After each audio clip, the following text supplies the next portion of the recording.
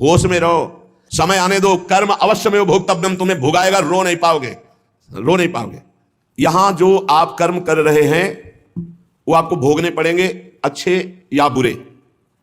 बिना भोग के ये नष्ट नहीं होते। एकमात्र उपाय है, जैसे आपको वकीलों के द्वारा प्रमाणित कर दिया गया कि यहां के वकील है चित्रगुप्त, पूरी सीन सहित आपकी चेष्टाओं को अंकित किया जाता है, वो आपके मन में है, आगे प्रसंग आएगा। और जज हैं यमराज, धर्मराज जी, और दंड अधिकारी हैं यमदूत, और दंड विधान जहां होता है उसे कहते हैं नरक। तो जैसे यहां जज ने कानून से अपराध करने वाले को दंड दे दिया, जाओ तुम्हें फांसी की सजा, राष्ट्रपति का अधिकार है, वो पूरा माफ कर सकता है। ऐसे ही राष्ट्रपति हैं भगवान श्री हरि। अहम त्वाम सर्व पापेभ्यो मोक्षयिष्यामि मा शुचा। अगर शुभ अशुभ कर्मों से बचना चाहते हो तो एकमात्र उपाय भगवान की शरण में होकर नाम जप करो, अन्यथा अवश्यमेव भोक्तव्यम कृतम कर्म शुभाशुभम। सुमति जी अपने पिताजी को बता रहे, यमदूत ने कहा महाराज, मृत्यु लोक में मनुष्य जो पुण्य और पाप करता है बारी बारी से उसे भोगना पड़ता है। बहुत ध्यान से सुनोगे तो आपको बड़ी सावधानी प्राप्त हो जाएगी। जो छोटी मोटी गलतियां आप हंसी खेल में करते हैं वो भी आपको दंड भोगना पड़ेगा। ये पाप और पुण्य बिना भोगे नष्ट नहीं होते कि आपने पाप कर दिया और दान दे दिया तो वो पाप कट गया, ऐसा नहीं है। पुण्य का अलग विभाग होगा, पाप का अलग विभाग होगा। अगर काट सकते हैं तो सिर्फ भगवान काट सकते हैं, भगवान का भजन काट सकता है, दूसरा नहीं। लाखों जन्मों में जो तुमने पाप और पुण्य किया है, जो एकत्रित है, उसका नाम है संचित कर्म, संचित पाप और पुण्य। और उससे जब मनुष्य शरीर मिलता है या जो शरीर मिलता है, उससे जो हिसाब निकाल करके कुछ पुण्य और कुछ पाप, उसे प्रारब्ध भोग कहते हैं। फिर यहां कर जो नवीन कर्म किया जाता है उसे क्रियमाण कहते हैं। मनुष्यों के लिए जो उनका जमा हुआ पाप और पुण्य है वो अंकुरित होकर बढ़ता रहता है, ब्याज दर ब्याज। बहुत दुर्गति होती है, इसीलिए बहुत जन्म हम भोगे तो भी अपने संचित कर्म को नहीं भोग सकते। जैसे बीज मिट्टी और जल की आकांक्षा करता है तभी वो उत्तम वृक्ष रूप धारण करता है, ऐसे ही पाप और पुण्य उसे प्रेरित करके पुनः पाप करवाता है, प्रेरित करके पुण्य पुनः पुण्य करवाता है। अगर पाप कर्म में रहती है तो पाप पर पाप, पाप पर पाप, और ये एकत्रित होकर वृक्ष रूप होकर समय स्थान वो निश्चित करेगा। पाप तुम्हें कहां दंड देना है, समय स्थान। बुरी दशा आने के पहले बुद्धि बदली जाती है, उसकी बुद्धि बदल दी गई। आप ना आवे आप पर ताई तहां ले जाए, वो वहीं ले जाएगा, उसी स्थान पर मारा जाएगा, उसी स्थान पर जो दंड उसे मिलना मिलेगा। जैसे आपने छोटा पाप किया तो आपके चलते समय पैर में कांटा चुभेगा और दुख होगा, कांटा निकाला गया, थोड़ी दिन वहां दर्द रहा, खत्म हो गया, आपका पाप क्षय हो गया। छोटा पाप कोई, आगे बताया जाएगा कौन कौन से पाप से कैसे कैसे दंड मिलते हैं।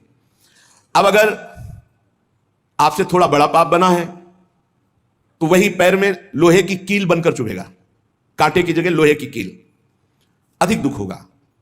और बड़ा पाप बना है तो खजूर का कांटा, बड़ा कील, ऐसे आपके पैर में चुभ। बिना पाप कर्म के कहीं भी किसी को कोई भी दुख नहीं हो सकता। सिर में दर्द होना, आजीवन पूरे जीवन सिर का रोग हो गया कि वो दर्द ही होगा 2-4 दिन में, 10 दिन में, पाप का कारण। अपथ्य भोजन, सर्दी सहन न होना, गर्मी सहन न होना, हर समय हृदय जलते रहना, पाप का लक्षण। भिन्न भिन्न पाप भिन्न भिन्न प्रकार के दुख देते हैं दीर्घ काल तक। शस्त्र और अग्नि आदि का भय ये पाप के कारण होता है। अनेक जन्मों के संचित पाप कोई इसी जन्म के केवल नहीं है, वो केवल मंडराते रहते हैं आकाश में दंड देने के लिए, समय इंतजार करते हैं। जैसे नरक में पड़े हुए जीव तुम देख रहे हो, घोर पाप का फल भोग रहे हैं। केवल दिखाया गया था नरक, जानते हो किस बात से? कल याद होगा सुमति जी ने पानी पीने जाने वाली गौओं को वैश्य कुल में 7वें जन्म में जन्मे जब थे तो उन्होंने उनको नहीं पीने दिया, इसके अपराध से उनको नरक दिखाया गया था। तो वो यमदूतों से प्रश्न करते जाते हैं और उनका उत्तर यमदूत देते जाते हैं। ये जो तुम देख रहे हो तड़पते हुए जीवों को नरक में, महापापी लोग हैं, अपने पाप का फल भोग रहे हैं। जब कोई पुण्यात्मा होता है तो स्वर्गलोक में जाता है, देवताओं के साथ रहता है, गंधर्व उसका गुणगान करते हैं, अप्सराओं का नाना प्रकार से सुख उठाते हैं। और जब पुण्य भोग क्षीण हो जाता है तो फिर यहां आकर के मनुष्य लोक में अपने कर्मानुसार जन्म लेते हैं। राजन, ये जो तुमने पूछा कि किस किस पाप से पापियों को कौन कौन सा नरक में दंड मिलता है, वो मैं बतला रहा हूं। जो नीच मनुष्य कामना और लोभ के वशीभूत होकर दूषित दृष्टि से हर स्त्री को भोग भाव से देखता है, जिसको देखता है बस काम भाव से देखता है। बोले जो दुष्ट दूषित भाव से माताओं बहनों को भोग दृष्टि से देखता है, तो यहां बड़ी बड़ी चोंच वाले वज्र के समान जिनकी चोंच ऐसे गिद्ध बार बार हजारों वर्ष उनकी आंखों को नोचते और खाते रहते हैं, वो आंखें बार बार होती रहती हैं, बार बार निकालते, यही वहां है कि मरना नहीं है। उनकी दोनों आंखों को वज्रतुल्य नरक के पंछी बार बार निकालते हैं और खाते हैं, और उनके पुनः नए नए नेत्र उत्पन्न हो जाते हैं। इस पापी को पलक झपकने तक के लिए विश्राम नहीं मिलता, निमिष तक के लिए कि थोड़ा चैन मिल जाए, महान दुख होता रहता है। हजारों वर्ष तक उसको इस नेत्र दर्द पीड़ा भोगनी पड़ती है। और फिर जब मृत्युलोक में जन्मता है तो नेत्र रोगी पैदा होता है। वो यहां पैदा होगा नेत्र रोगी, या नेत्र ही नहीं है या नेत्रों में दिखाई नहीं दे रहा, कई तरह के व्यवधान जिन्होंने नेत्रों का दुरुपयोग किया। अब जिन लोगों ने, जिनको तुम देख रहे हो इनकी जबान काटी जाती है, बार बार जबान नोची जाती है, ये वही लोग हैं जो शास्त्र का गलत उपदेश किए हैं, गलत अर्थ किए हैं, अपनी वासना की पूर्ति के लिए शास्त्र का गलत प्रयोग किए हैं, जो किसी को गलत सलाह दी है, तो इनकी जबान बार बार छोटे छोटे हिस्से में तलवार से काटी जाती है।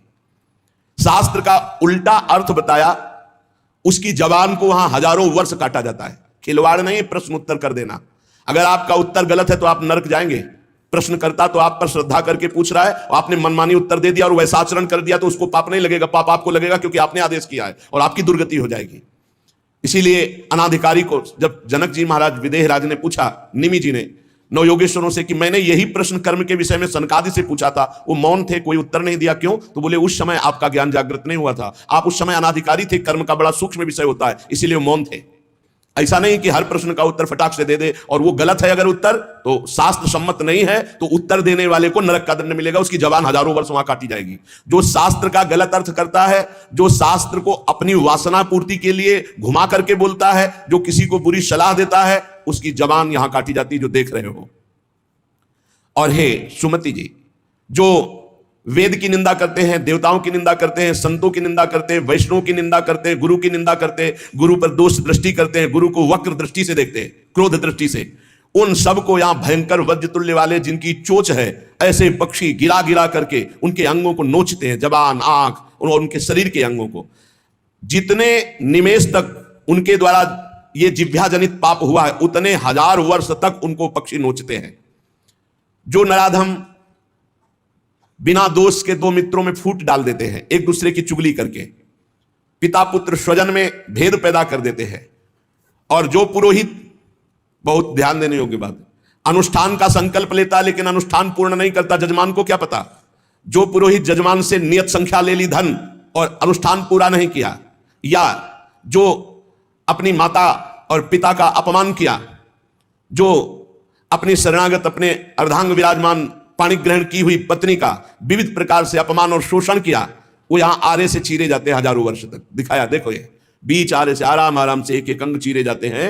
उस पुरोहित को भी दंड मिलता है, उस पुत्र को दंड मिलता है जो माता पिता का अपमान, उस पति को दंड मिलता है जो पत्नी का शोषण, उस पत्नी को दंड मिलता है जो पति से छल करती है।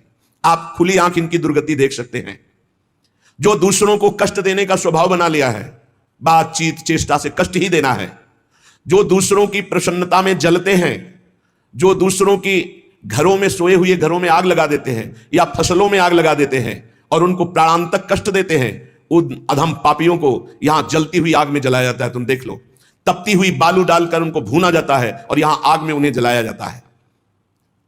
जो एक जगह निमंत्रण मिला, फिर दूसरी जगह निमंत्रण मिला, तो पहले निमंत्रण वाले को छोड़ करके दूसरे के यहां निमंत्रण पाकर फिर पहले वाले के यहां निमंत्रण पाने गया।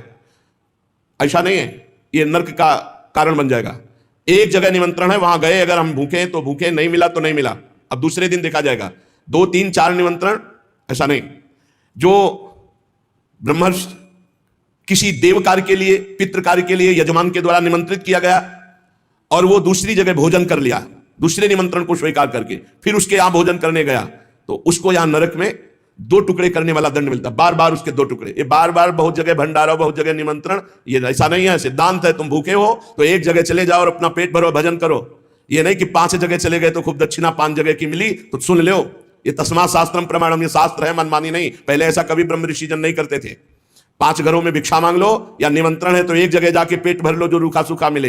ये 14 जगह भंडारा, 14 जगह निमंत्रण, तो उसकी व्यवस्था है। ये नरकगामी बना देगा, बुद्धि भ्रष्ट हो जाएगी।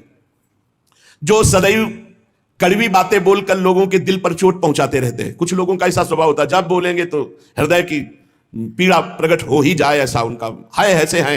ऐसे हैं वो, ऐसे बोलते हैं कि अत्यंत पीड़ा दे। ऐसा करने वालों को यहां के पक्षी टूट पड़ते नरक में लाते हैं, नोच नोच करके उनको खाते हैं। जो यहां किसी की चुगली करता है, उसकी जिह्वा तेज छुरे से बार बार ऐसे चीरी जाती है, फिर पूरी हो जाती है, फिर चीरी जाती है। जिन्होंने उद्दंडतावश अपने पूज्य जनों का अनादर किया, उनको मारा पीटा, गुरुजनों को, अपने गुरु को, माता को, पिता को, बाबा को, पितामह को, ये पूज्य जन है, ये गुरु के समान पूज्य है।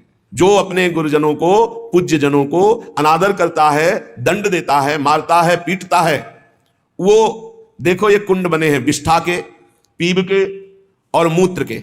मूत्र का कुंड, विष्ठा का और पीब का। नीचे करके मुख उन्हीं कुंडों में डाल दिया जाता है, ऊपर से पैक कर दिया जाता है। हजारों वर्ष वही खाओ, वही सड़ो, कितना भयानक कष्ट है। नीचे के मुख करके उसमें डाल दिया जाता है। जो लोग भोजन बनाने, बहुत ध्यान से सुनो, भोजन बनाना उद्देश्य रखो, यज्ञ है, यज्ञ के लिए भोजन बना रहे हैं। सबके हृदयों में भगवान है, पहले भोग लगाओ श्री भगवान का, फिर दरवाजे पर निकलो, आसपास झांक के देखो, कोई पशु पक्षी, कोई मनुष्य, कोई संत महात्मा, कोई भूखा तो नहीं दिखाई दे रहा। अगर एक गाय है, कुत्ता भी है, तो घर से जाओ, रोटी लाओ, पहले उसे डालो, भगवत स्वरूप मान करके पहले। फिर अपने घर में जो बड़े बूढ़े हैं, सबसे पहले उनको पवाओ, बच्चे जो हैं उनको पवाओ। अच्छी अच्छी चीज तुम पालो, बड़े बूढ़े नहीं, अभी आगे आएगा, उनको भी दंड मिलता है। तो जो रसोई बनाए तो उसे भाग लगाना चाहिए, देवता का भाग, अतिथि का भाग, कौवे का भाग, गाय का भाग, और अपने जो पूर्व के बुजुर्ग जन हैं पहले उनकी सेवा। अच्छा, जो भी रसोई बने, भगवान का भोग लगाया, दरवाजे तक गए, अतिथि को देखा, एक गौ के लिए ग्रास निकाला, एक कौवा पक्षी आदि के, जरूर ये नहीं निकालोगे तो पाप है। गीता जी में कहा, जो अपने लिए पका के पाता है वो पाप पाता है। तो जो अभ्यागत, अपने बुजुर्ग और अतिथि, अब कोई साधु महात्मा आया, माना कोई भी हो, वो दरवाजे में पुकारा, राधे श्याम, आप छुप नहीं सकते, आपको निकलना पड़ेगा। हाँ, राधे राधे, क्या चाहिए, क्या सेवा करूं आपकी? आप जल पिएंगे, आप भोजन पाएंगे? नहीं, मुझे पैसा चाहिए। वो नहीं दे सकता, खत्म खेल, आपका आदर हो गया। आप मृदु वचन में इतना तो बोल सकते हैं, राधे श्याम, आप इतना बोल सकते हैं, आप जल पिएंगे, आप रोटी पाएंगे, भोजन प्रसाद पाएंगे। नहीं, मुझे रुपया चाहिए। नहीं, मेरी श्रद्धा नहीं, मैं नहीं दे सकता, सामर्थ्य नहीं है, श्रद्धा नहीं है, कुछ भी आप कह दो उस पर चलेगा, पर आपको निकलना चाहिए। यदि आप छुपे रहे हो, आपके कान में आवाज आई, आपके दरवाजे से भिक्षुक वापस जा रहा, तो आपके सुकृत नष्ट हो जाएंगे और आपको पाप लगेगा। ये धर्म है, अतिथि देवो भव। देना ना देना वो आपके ऊपर की बात है, लेकिन मृदु वचन, जल और भोजन, ये 3 तो प्राय सब, नहीं कुछ है, एक फल दे दे। अगर वो कहता मुझे भूख लगी है, तो आप वहीं गेट के बाहर बैठिए, परिचय नहीं है इसलिए, घर में जो सदस्य पुरुष वर्ग का, उससे 2 रोटी भेज दीजिए। जो दुष्ट आए हुए अतिथि का अपमान कर देता है, अतिथि देवो भव, बड़ी महिमा है गृहस्थ धर्म में अतिथि सेवा, साधु सेवा की, उसे यहां पीब चाट चाट के पवाई जाती है नरक में। उनका बुरा हाल होता है, बहुत सावधानी। इसीलिए धर्मात्मा पुरुष एक एक कार्य को बहुत धर्मपूर्वक, जो यहां दूसरे के भाग का अपहरण कर लेते हैं, अब अपने घर वालों के लिए अच्छे अच्छे लिए, और संत महात्मा वैष्णव अतिथि के, तो बोले उसे दंड मिलता है, नरक में लाकर के उसे विविध प्रकार से सताया जाता है। जब कोई अर्थार्थी शरणागत तुम्हारी शरण में आ जाए और तुम उसके साथ धोखा करो, तो यहां भी दंड मिलेगा और वहां भी दंड मिलेगा। तो कह रहे हैं, जो आए हुए शरणागत के साथ छल करता है, तो यहां थूक, खखार, विष्ठा, इसके कुंड बने हैं, इनमें डाल दिया जाता है। आनंद लो, सोचो, थोड़ी देर भावना करो, गटर में पैक कर दिया जाए, आपको मरना है नहीं। थूक, खखार, लाल, उसमें ये नारकी गतियां हैं। हे सुमति, बहुत ध्यान दीजिए, जो लोग झूठे मुंह और झूठे हाथ, देवता का स्पर्श, देवता को प्रणाम, गुरुजनों को प्रणाम, जो लोग ऐसा अपवित्र कार्य करते हैं, उनके हाथों को यहां यमराज तिल तिल भर करके काटते हैं। जैसे कोई सब्जी नहीं काटता, ऐसे बड़ी रफ्तार से, ऐसे बार बार काटते। अरे ऐसे थोड़ी शास्त्र में, हम यहाँ खाए डोल रहे हैं, ऐसे जूता पहने भोजन कर रहे हैं, न कुल्ला न आचमन, ये सब नारकी गति को प्राप्त होने वाले जीव, तभी बुद्धि भ्रष्ट, मनमानी आचरण कर। पहले जानते हो गांव में कैसे पंगत पवाई जाती थी, सबके चरण धोए जाते थे, आप महाभारत में पढ़िए, राजसूय यज्ञ में जितने राजा आए थे सबसे अग्र पूजा भगवान की हुई, लेकिन भगवान ने सेवा ली थी सबके चरण धोने। कितना पवित्र व्यवहार था, शास्त्री पट्टी बिछा दी, चरण धो दिए, हाथ धुलवाए, कुल्ला करवाए, सब बैठे, सबके तिलक पूजन और सबका फिर वो पत्तल दोना सकोरा, ये पवित्र है। ये होटलों में जो खाते हैं ना, वहां रज लगा के थोड़ी धोते हैं, ऐसे मारा पानी पाइप से, वही रुमाल हजारों में फेर दी। अब मतलब किसको है जब वो कौन सा भोजन कहते हैं जिसमें सब ऐसे ले लेकर पाते हैं। हाँ, अब हमें तो कहना भी नहीं आता। अब सोचो उसमें वही शराब पिए हुए व्यक्ति खा रहा है, उसी से आप ले रहे, उसी से जो मना। अब वो पाया फिर लेने का मन, फिर कोई रोकने वाला है? वहां कोई खड़ा है नहीं, सब रखे बोले ये वीआईपी लोग हैं, वीआईपी लोगों की वीआईपी व्यवस्था है, समझ लीजिए। जो जूठे मुंह होकर के या भगवान सूर्य चंद्र की तरफ करके लघुशंका करते हैं, सूर्य उदय है, सूर्य भगवान की तरफ, चंद्र भगवान की तरफ, भगवत विग्रहों की तरफ लघुशंका करते हैं, तो उनके आंखों में आग का अंगार रखा जाता है, ऐसे बार बार चीखते जलते हैं। जो जेठ होकर अपने लघु भ्राता की पत्नी के साथ गलत, पिता होकर अपनी पुत्री के साथ, भाई होकर अपनी बहन के साथ, या गुरु पत्नी के, ऐसे लोगों को तपाई हुई लोहे की स्त्री के साथ बेड़ियों से, लोहे की ऐसे जंजीरों से जो जलती हुई, उसी में जकड़ दिया जाता है।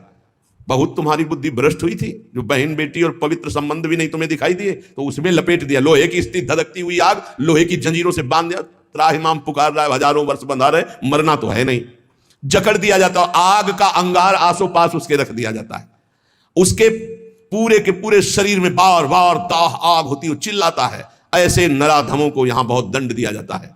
यमदूत कहते हैं, जो अपने कानों से गुरु की निंदा सुनता है, जो अपने कानों से वैष्णवजनों की निंदा सुनता है, जो दूसरों की निंदा सुनकर के हर्षित होता है, ऐसे पापियों को यमदूत जो लाते हैं यमराज के, वो तपाया हुआ लोहा उनके कानों में डाला जाता है। बार बार तपाया हुआ लोहा, बार बार गुरु निंदा सुनी, संत निंदा सुनी, वैष्णव निंदा सुनी, सुनने वालों को, और बड़े हर्षित होते। जब किसी की निंदा होती ना, तो कुछ लोग ऐसे हर्षित होते जैसे उनको सम्राट पद मिल रहा हो। अरे पर निंदा के किए ते आवत नहीं कछुआत, मूर्ख पर्वत पाप को ले चल अपने साथ। यहां विलाप करते हैं, पर यहां यमदूत स्वयं कह रहे हैं, हम लोगों के हृदय में दया तनिक भी नहीं है, और क्रोधित होकर उनको और कष्ट देते हैं। जैसे वो विलाप करते हैं तो क्रोधित होकर और कष्ट देते हैं। जो देव मंदिर में जमीन लगाई गई, या किसी ऋषि मुनि को दान में दे दी गई, या कोई सभा भवन है सार्वजनिक, जो इनको तोड़वा कर उनकी जमीन हड़प लेते हैं, उस जगह अपना निवास स्थान बना लेते हैं, उसका प्रयोग करते हैं। यहां यमदूत उन्हें ला करके धीरे धीरे उनकी शरीर की खाल उधारते हैं। पूरी उधल गई, फिर शरीर में नई खाल, फिर धीरे धीरे होश में। ये नहीं कि देवालय की लगी हुई संपत्ति का प्रयोग कर लिया, या देवालय को विध्वंस कर दिया, या सभा भवनों को विध्वंस करके अपने लिए अपना कब्जा, तो फिर ये वो चीखते चिल्लाते, पर यहां दया नहीं है। जो गौ के स्थान में, पवित्र स्थान में जल में मल त्याग करते हैं, जैसे नदी है, कोई सरोवर है, या गौशाला है, या देवालय है, उसकी सीमा में मल त्याग करते हैं। यहां के बड़े बड़े कौवे जिनकी लंबी चोंच होती है, उनकी गुदाद्वार से आते खींचते हैं बार बार, बहुत होश में। ये शास्त्र सुने नहीं जाते, इसलिए मनमानी पापाचरण होते हैं। जो जहां मनाया वहां, जो अपनी कन्या को रकम दे के बेचते हैं, बेचना होता है कि हमको इतना, ऐसा एक से बेचा फिर दूसरे के साथ बेचा, उसको यहां लाया जाता है और उसके शरीर में बड़े बड़े घाव किए जाते हैं, और फिर नमक की नदी है, उस नदी में डाल दिया जाता है। वो मात क्लेशित हजारों वर्ष। जो मनुष्य विकट संपत्ति और वो समस्याई नष्ट हो गई, पुत्र भृत्य पत्नी बंधुवर्ग और बुजुर्गजन, किसी का त्याग कर देता है विपत्ति आने पर, और अपना पेट पालन करने लगता है, इनको छोड़ देता है। तो यहां हम लोगों में कुछ यमदूत ऐसे हैं जो बिल्कुल कर्कश होकर के उनके मांस को नोचते हैं और उसी के मुंह में डालते हैं, उसी को खवाते हैं, उसे खाना पड़ता है। जो मनुष्य अपने पुण्यों को यहां बेच देते हैं, उनकी बड़ी दुर्गति होती है। जैसे 1 घंटा नाम कीर्तन करेंगे 500 रुपया लेंगे, अमुक कार्य करेंगे अमुक रुपया लेंगे। जो अपने पुण्यों को बेच देते हैं, कई तरह से बेचना होता है, उनकी व्याख्या कहां तक करें। जो अपने पुण्य कार्यों का दाम लेते हैं, बेच देते हैं, वो पापी हैं, और उनको यहां चक्कियों में डाल के नरक में पीसा जाता है, जैसे आटा पीसा जाता है। बेचे ही वेद धर्म दुइले ही, ऐसा नहीं था। परोपकार के लिए ब्रह्म ऋषियों का जीवन था। कुछ मिला मिला नहीं, किसी भी तरह जीवन व्यतीत करते थे। कृष्ण शरीर, बड़े बड़े चक्रवर्ती सम्राट भयभीत होकर खड़े हो जाते थे। तब पूर्ण जीवन, बेचने का कहीं विधान नहीं। जो जीवन में अपने किए हुए पुण्यों को बेच देते हैं उनको वहां चक्की में जैसे आटा पीसा जाता है ऐसा पीसा जाता है। ये ना समझो कि मौज ले लो, यहां तुम मनमानी कर लो, भोगना पड़ेगा। अवश्य में भोक्तव्यम, नरक में जाकर के हिसाब भोगना पड़ेगा। चक्कियों में पीसे जाते हैं जो अपने पुण्य कर्मों को बेचते हैं। जो यहां किसी की धरोहर मिली, ए भैया हमारे इतने रुपए रख लो, ये सामग्री रख लो, हम समय से ले लेंगे, हमारी अव्यवस्था है, और फिर वो मुकर गया कि कौन धरोहर कब दिया, कैसे दिया, तो उन्हें यहां जलती हुई लोहे की जंजीरों से बांध दिया जाता है और ऐसे कुंड में फेंका जाता है जहां बड़े कीड़े भयामने विषैले, और वो उनको हजार हजार वर्ष तक नोच रहे, उसी में बंधे चीख रहे। कौन? जो दूसरों की दी हुई धरोहर को ना देकर मुकर जाते, कब तुमने दिया। जो पापी दिन में मैथुन करते हैं, शास्त्रीय मर्यादा में दिन में मैथुन करना निषेध है।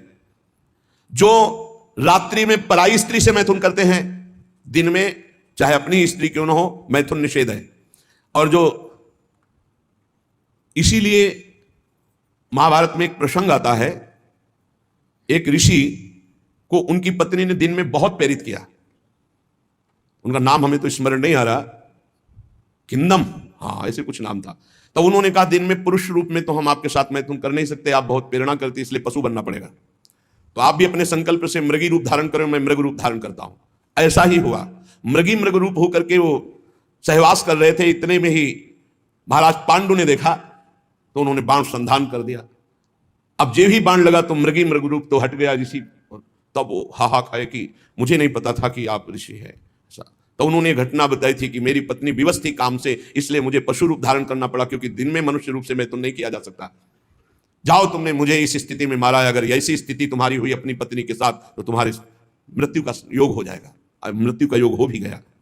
तो जो दिन में अपनी स्त्री से या रात्रि में पराई स्त्री से वो यहां पापी जन लाए जाते हैं, बहुत गहरा कुंड है जो खोपड़ी के बल उसमें छोड़े जाते हैं। लोहे के बड़े बड़े नीचे कांटे लगे हुए हैं, पूरा बिंद जाते हैं, फिर निकाले गए, फिर फेंके। अरे भाई होश में, जैसी थरिवंश नरक गति दुर्भरी हम द्वारे कटियत नक्षी के। और जो सदैव नई नई भोग प्रवृत्ति के लिए नवीन नवीन स्त्रियों को फंसाते रहते हैं और उनसे सहवास करते हैं। तो यहां एक बहुत बड़ा वृक्ष है सेमर का जैसा, और उसमें बहुत भी विषैले कांटे हैं। उस पापी को उसमें जबरदस्ती खींचा जाता है, बार बार नीचे बार बार ऊपर, करो आलिंगन। अधिक मात्रा में वो खून से लथपथ होकर जहरीले कांटे लगने से व्याकुल होकर त्राहिमाम पुकारता है। जो लोग पराई स्त्रियों को फुसलाकर उनके सतीत्व को नष्ट करते हैं, जो लोग अपने धन के घमंड में आकर गुरुजनों को नीचा दिखाते हैं, जो लोग अपने गुरुजनों के प्रति रोष दृष्टि रखते हैं, उनको यहां लाकर जैसे चटनी पीसी जाती है शिला में, ऐसे बड़ी बड़ी शिलाओं से उनको पीसा जाता है। यमदूत सुमति जी को बता रहे हैं, और वो बहुत कष्ट पाता है। ये यमलोक बड़ा दुखमय है, दिन रात यहां व्यथा ही व्यथा है। जो जल में मूत्रते हैं, कुल्ला करते हैं, थूकते हैं, विष्ठा करके सोचते हैं, बोले ऐसे लोगों को यहां थूक, विष्ठा और मूत्र से भरे हुए दुर्गंध युक्त नरक के कुंडों में डाला जाता है। अरे ऐसा थोड़ी साष्टांग दंडवत करो यमुना जी गंगा जी में और अपने घर से शौचादि क्रिया करके, यदि नहीं ऐसा तो पात्र में लो और जल पियो पहले, और फिर दूर जाकर के बहुत दूर शौचादि होकर मिट्टी से ही हाथ और सब पात्र मार्जन करके फिर आओ, फिर पात्र मार्जन करो, फिर जल लो और दूर जाकर के कुल्ला। ऐसे पवित्र जैसे गंगा किनारे भ्रमण करने वाले संत जन हैं तो सारी दिनचर्या गंगा जी से होती, पर बड़ी सावधानी से होती। ऐसा थोड़ी कि सोच लिया जाकर गंगा जी, ऐसा नहीं। जो इस लोक में दूसरे का मांस खाते हैं, बहुत सावधानी से दुर्गति होती, पक्का दुर्गति होती है। मांस खाने वाले ध्यान से सुन ले, पूर्व में जो किसी भी पशु का मांस खाते हैं उनको तो पहले नरक का दंड मिलेगा, फिर वही पशु बनेंगे, वैसे काटे जाएंगे। और जो ज्यादा पशुओं का मांस काट के खाते हैं तो उनके घर में घटना भी हो जाती है, कोई ना कोई विनाशकारी घटना घटेगी कि इन मांस खाने वालों के परिवारों का बहुत बुरी तरह नाश होगा। और जब ये मरेंगे तब नरक जाएंगे, और फिर जब जन्मेंगे तब ये फिर वही बकरा बकरी बनेंगे, काटे जाएंगे। होश में रहो, समय आने दो, कर्म अवश्य में भोक्तव्यम, तुम्हें भुगाएगा, रो नहीं पाओगे, रो नहीं पाओगे। जो यहां दूसरों के मांस को खाते हैं तो बड़े बड़े हाथियों से उनको पहले कुचलाया जाता है, चिरवाया जाता है, फिर कोल्हू में पेरा जाता है। बढ़िया आनंद लो। यहां जो कर रहे हो इसका बहुत लंबा हिसाब होगा। लोग सोचते हैं कि ये गप है, 5 मिनट में हिंसा की आजीवन कारावास, लाखों जुर्माना, तुम्हें यहीं से अनुमान लगा लो। यहां तो बहुत छोटा हिसाब किताब है, वो तो अनंत ब्रह्मांडों का हिसाब किताब है। आप विद्धास्तु यैर्वेदा वन्याश्च हिताग्नि भी ता इमे शैल श्रृंगाग्रात पात्यंदे था पुनः पुनः। जो अपने पूर्वजों को पिंडदान नहीं देता, हवन नहीं करता, शास्त्र मर्यादा के अनुसार नहीं चलता, जो बिना पाणी ग्रहण किए व्यभिचार करता घूमता रहता है, ऐसों को बड़े बड़े ऊंचे पर्वत से नीचे खोपड़ी के बल फेंका जाता है। और जब नीचे गिरता है तो बड़ी बड़ी विषैली चींटियां चिपक जाती हैं और काटती है।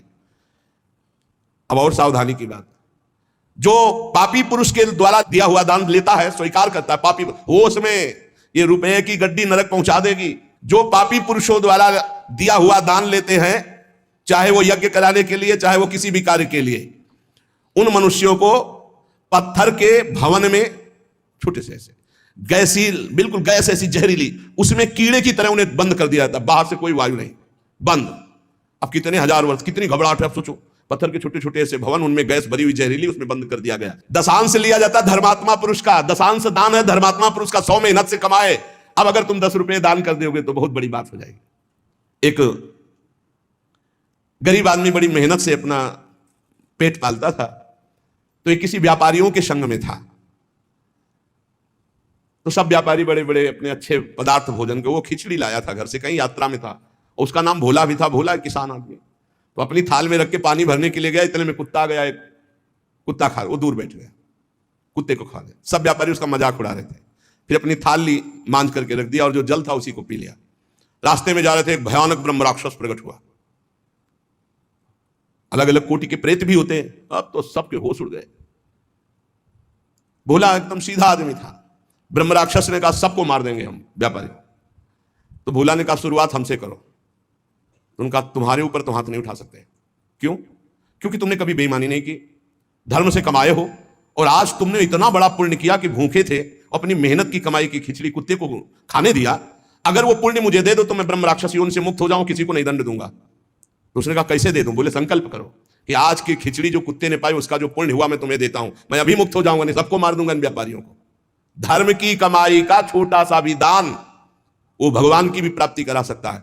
दशांश धर्म के दान को कहा गया है, मेहनत की कमाई का फिर दशांश दान कहा गया। पाप कहीं दान नहीं होता, पाप कहीं दान नहीं होता, उसका विधान फिर ब्रह्म ऋषि बताते हैं। आकि आज तक किया, अब कभी पाप नहीं करेंगे, अब क्या करें, तो फिर उसका विधान वो बता देते हैं। ऐसा नहीं कि पाप करते जाओ, दशांश देते जाओ तो बुद्धि भ्रष्ट होती चली जाएगी। जो ये बहुत बड़ा अपराध है, उपकार करने वाले का अपकार कर देता है। कृतज्ञता, कृतज्ञ होना चाहिए। आपके लिए किसी ने उपकार किया, आपको आपका हित किया, आपके संकट में सहयोग किया, तो जीवन भर वो जब दृष्टि में आ जाए तो थोड़ा कृतज्ञ होना चाहिए। ऐसा नहीं कि उसका अपकार कर दो। जैसे गुरुदेव ने मंत्र दिया, उपासना दी, तुम्हारा उपकार किया। खोटी बुद्धि वाला जो कृतज्ञ नहीं रहता उसको यहां तप्त कुंभ नामक नरक में गिराया जाता है। यह बहुत दुख देने वाला है, ताप ही ताप। और इसमें 80 पत्रवन नरक में जैसे तलवारें हैं, ऐसे किनारे किनारे तलवारें हैं। जिधर ये होता उधर तलवार घुसती, बार बार इसको पीड़ा होती है। फिर उसे अगले कालसूत्र नामक नरक में डाला जाता है। विश्वासघाती, गुरुद्रोही, मित्रद्रोही, इनका उद्धार बहुत मुश्किल होता है। ये यहां नरक में भोग करके भी जब जन्म लेते हैं तो कोढ़ी, दुष्ट स्वभाव वाले, सर्प आदि ऐसी योनियों को प्राप्त होते हैं। यहां जो किसी का सोना चुरा लेते हैं, यहां जो शराब पीते हैं, उन महापापियों को यहां लाया जाता है। और जो शराब पीते हुए गला हुआ लोहा उनको पिलाया जाता है। ए भैया, शराबी जो पिए हो तो बंद कर दे आज से, नहीं आगे इंतजाम कुछ और है। हाँ, जलता हुआ लोहा पिघलता हुआ पिलाया जाएगा, मरोगे है नहीं, बहुत होश में। स्वर्ण की चोरी करने वाले को वैसे ही स्वर्णिम आग के ऊपर फेंक दिया जाता है, भुनो सारे। यहां कोई मानता नहीं, कहते सब झूठ है, भोगोगे तब पता चलेगा तुम्हें। और ऐसे लोग जब नरक से लौटते हैं तो उनको यहां भारी भारी घृणित बीमारियों से पीड़ित होना पड़ता है। राजन, जो नीच, अपवित्र, पापी पुरुष है, वो जब दूसरों से दान लेता है तो नरक में जो बताया गया वो भोग भोगता है। यहां जन्म लेता है गधे का, गधा बनता है। 2 ईंट देखते रहो आराम से। किसको? जो पतितों से पापियों से दान लेता है वो न ऊपर तो सुना दंड, और जब मृत्यु लोक में जन्मेगा तो वो गधा बनेगा। चाहे कोई भी हो, तैयार रहो पीठ मजबूत करके ढोने के लिए भार। जो अधिकारी नहीं है, पतित है, उससे जो पैसे के बल से पूजा करवाता है, यज्ञ करवाता है, उस द्विज को जब नरक जाके पहले भोगेगा और फिर लौटेगा तो विष्ठा का कीड़ा होना पड़ेगा। जो पैसे के बल से पतितों को भी, हाँ आओ पूजा कर लो, आओ यज्ञ करवा देते हैं तुम्हारी, नहीं पहले जजमान का परीक्षण होता है, अधिकार होता है, ऐसे द्विज को नरक से लौटने पर विष्ठा का कीड़ा होना पड़ता है। जो अपने गुरुदेव के साथ छल करता है, अहंकार करता है, कपट करता है, उसे पागल कुत्ते की योनि मिलती है। उसे नरक भोगने के बाद पागल कुत्ते की योनि मिलती है। जो गुरु की संपत्ति का अपहरण कर लेता है, मनमानी आचरण करता है, तो उसे यहां यही दंड मिलता है, अर्थात कुत्ते की योनि प्राप्त होती है। जो अपने माता पिता वयोवृद्ध का अपमान करता है, कटुवचन करता है, उसे यहां पक्षी की योनि प्राप्त होती है, जो बीमार रहता है हर समय, पक्षी, कष्ट से युक्त पक्षी की योनि। जो अपनी भाई की स्त्री का गलत भाव, तो वो कछुए की योनि प्राप्त होता है, बड़ा कष्ट में जीवन उसका व्यतीत होता है। जो यहां अपने मालिक के साथ दगाबाजी कर देता है, वो बंदर की योनि को प्राप्त होता है। जो दूसरे की धरोहर हड़प लेता है तो नरक भोगने के बाद वो नाली में कीड़ा बन करके रेंगता है। जो दूसरों के दोष देखता रहता है, वो नरक भोगने के बाद यहां अंधा पैदा होता है, आंखों से अंधा पैदा होता है। जो अपने मित्र या अपने प्रियजनों के साथ विश्वासघात करता है, वो मछली की योनि हजारों बार जन्म लेता है। जो मनुष्य यहां जौ, तिल, धान, अन्न इसकी चोरी करता है या अनाज के खेतों में आग लगा देता है, वो नरक भोगने के बाद यहां नेवला और चूहे की योनि प्राप्त करता है। जो पराई स्त्री के साथ संभोग करता है, उसको नरक भोगने के बाद यहां भेड़िया बनाया जाता है। जो पराये पुरुष के साथ संभोग करते हैं, वो वहां नरक भोगने के बाद यहां कुतिया की योनि प्राप्त होती है। कुत्ता, सियार, बगुला, गिद्ध, सांप, कौआ, इन योनियों में क्रम से जाता है जो पराई स्त्री और पराये पुरुष के साथ संभोग करता है। इसे मनोरंजन मत समझो, खिलवाड़ मत समझो। जो खोटी बुद्धि वाला पुरुष अपने बड़े भाई की पत्नी, जो मां के समान है, उसके साथ बलात्कार करता है, वो नरक भोगने के बाद कामी, नाना प्रकार से बीमार पशु योनियों को प्राप्त होता है। कई प्रकार के कष्टों से उसका जीवन युक्त है। जो अपने मित्र की पत्नी से विश्वास दिलाकर, मित्र को विश्वास दिलाकर उसकी पत्नी, वो यहां के सुअर पैदा होता है, सुअर बनता है। यज्ञ में, दूसरों को खवाने पिलाने में, दूसरों के मंगल विधानों में जो विघ्न डाल देता है, किसी की कन्या का विवाह हो रहा है, कोई यहीं कहीं यज्ञ हो रही, कहीं नाम की, उसमें विघ्न डाल देता है, उसको नहीं होने देता है, वो नरक भोगने के बाद फिर यहां आकर विविध कीड़े की योनियों में, विविध प्रकार, ये कीड़ा, फिर ये कीड़ा, फिर ये कीड़ा, ऐसे जन्मता है।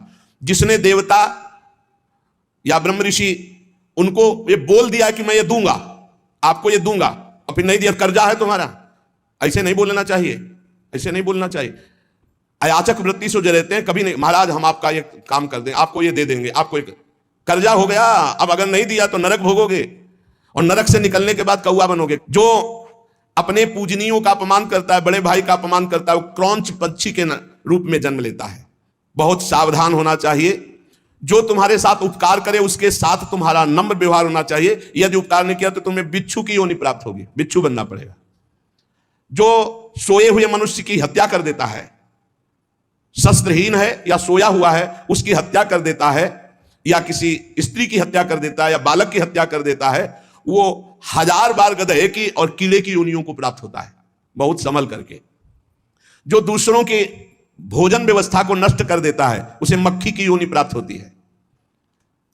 अन्न चुराने वाला बिल्ली की योनि, घृत आदि चुराने वाला चूहे की योनि, जो दूसरे के अर्थ की चोरी करता है, सर्प की योनि, दूध वाले पशु या दूध आदि चुराने वाले बगुले की योनि, इसी तरह डांस, चींटी, बिलैया, बहुत सी योनियों की प्राप्ति होती है।